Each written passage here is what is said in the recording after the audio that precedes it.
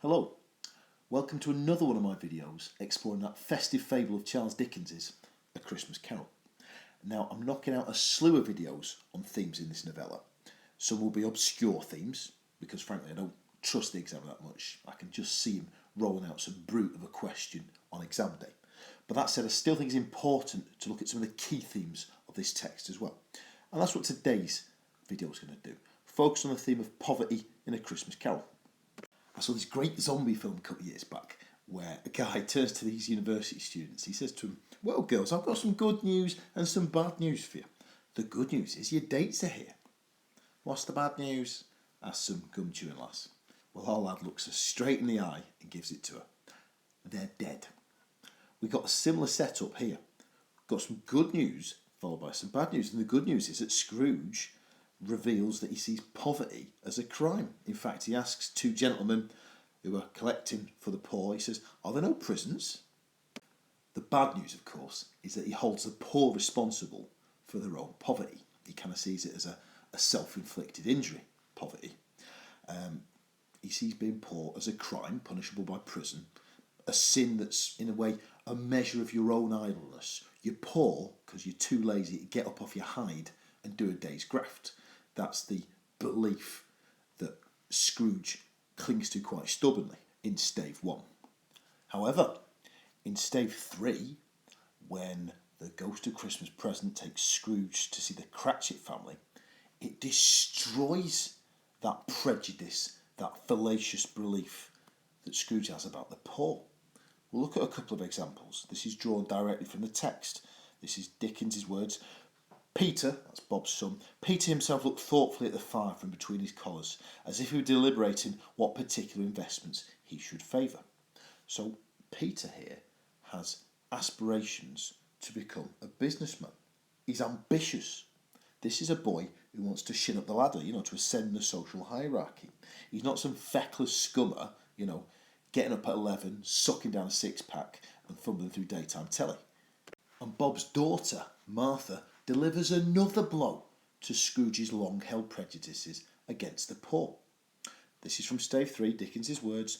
Martha, who was a poor apprentice at the milliner's, told them what kind of work she had to do and how many hours she worked at a stretch and how she meant to lie abed tomorrow morning for a good, long rest. This is a girl, then, whose working day is characterised by long hours of back-breaking labour. I mean, this girl works like a Trojan. This work drains her. If you were to go to Martha and call her the idle poor, you'd be going home missing a few teeth, I suspect. Poverty, then, is not the self-inflicted injury that Scrooge perceives it to be.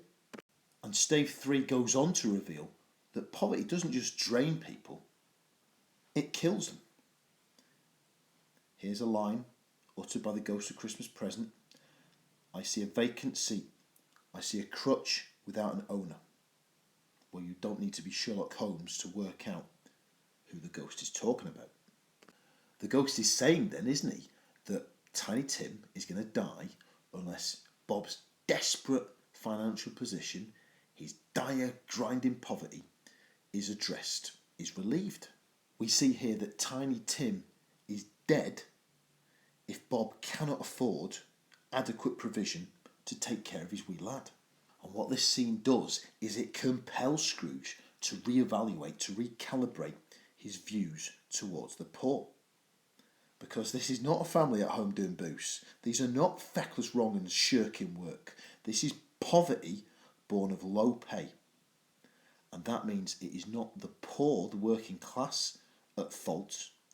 No, we can lay the blame here at the feet of the wealthy, namely Scrooge, Bob's paymaster. At the tail end of stave 3, we see, unleashed from the folds of the Ghost of Christmas Present's coat, the disturbing figures of ignorance and want. And these two children, these two deformed, malnourished children, serve to comment on the theme of poverty. And Dickens' description of these two children, I think he refers to their wolfish appearance, this conveys their animalistic nature. And what that does is it highlights the dangerous potential of poverty to destroy society. The Ghost of Christmas Present says that the boy, ignorance, has doom written on his forehead. Poverty, then, has the power to shake society to shoddy bits.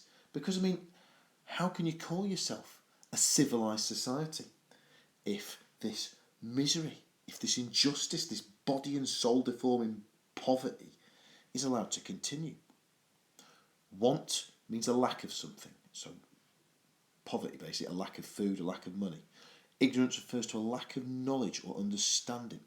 And the Ghost of Christmas Present argues that we should fear the boy ignorance more than the girl want, because want or deprivation is fueled by ignorance. Ignorance, if you like, keeps the cycle of poverty ticking over. And in my tireless endeavour to get you the highest grades, we're going to pull out two interpretations for the idea of ignorance fueling poverty. The first interpretation is the ignorance of the poor. Now, I'm not poor bashing here, I'm not saying they're thick. What I'm saying is that they're denied access to education, denied access to the skills that will enable them to get better paid, more lucrative employment, to drag themselves out of poverty. The second interpretation refers to the ignorance of the rich. It could allude to the idea of Scrooge's ignorance, his erroneous or false belief that the poor cause their own poverty. And of course, this is a very convenient myth for Scrooge to cling to initially, because it absolves him, it frees him from any sense of responsibility towards the poor. He feels no compulsion to alleviate their plight. Fear is a great teacher. I mean, I could bore a glass eye to sleep talking about how zombie films are often vehicles for socio-political messages. But I'll spare you today, life's too short. Suffice to say that Scrooge is scared straight in this novella by the ghostly visitations. He's scared into seeing the error of his ways and to perceive for the first time a causal link between his selfish behaviour and the suffering of the poor, as embodied by the Cratchits. And as you know, in Stave 5 we see a new, improved, changed Scrooge, don't we? Scrooge 2.0. And his subsequent behaviour in that stave highlights two ways of combating poverty. Well, first off, you'd have to be a really feather-headed, dewy-eyed idealist to think that you can tackle poverty without money. You can't. And Scrooge acknowledges this by raising Bob's salary, so the man has more money to spend on his family. But money alone, this novel suggests, is not enough. And it says that Scrooge becomes a second father to Tiny Tim, like a second father, I think it says.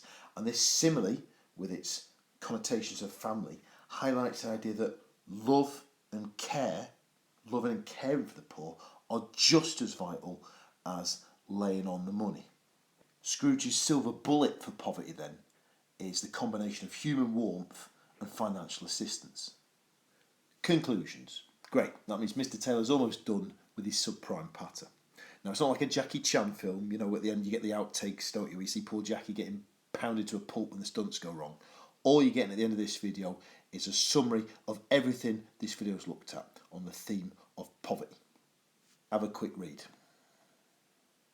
And that's it, folks. Last orders at the bar. We've looked at some, of course not all, aspects of poverty in A Christmas Carol. Certainly more than enough aspects of poverty to be able to crank out the highest grades in the exam hall. Best of luck to you.